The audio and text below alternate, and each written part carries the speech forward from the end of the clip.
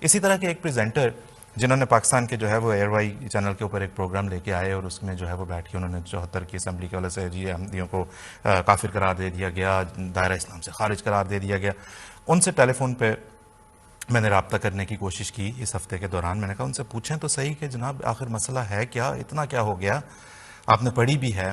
تو انہوں نے فون اٹھایا اور جیسے ہی میں نے کہا جو میں جماعت احمدیہ کے ٹیلی ویژن چینل سے بات کر رہا ہوں، آپ سے ایک سوال پوچھنا تھا. انہوں نے کہا میں آپ سے بات نہیں کروں گا.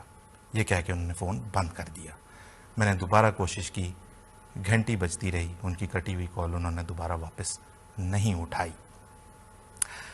میں بتاتا یہاں پہ کہ وہ کون ہے، لیکن اخلاقاً مناسب اس لیے نہیں لگ رہا کیونکہ اس کے بعد انہوں نے مجھے ٹیکسٹ کے ذریعے سے رابطہ کیا اور کہا کہ بھئی ابھی چھوڑ دیں، ابھی رہنے دیں پلیز، میں جب آؤں گا وہاں پہ کبھی لنڈن آؤں گا تو آ کے ہم بیٹھ کے بات کر لیں گے.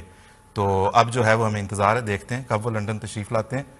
میں نے ان سے عرض کی ہے کہ اب ان کے اوپر ہے کہ وہ یہاں آئیں اور آ کے رابطہ کریں، پھر ہم ان کے ساتھ بیٹھ کے بات کریں گے. تب تک یہ کٹی ہوئی کال ایک سوالیہ نشان کے طور پر ان کے سر پہ بھی لٹکی رہے گی.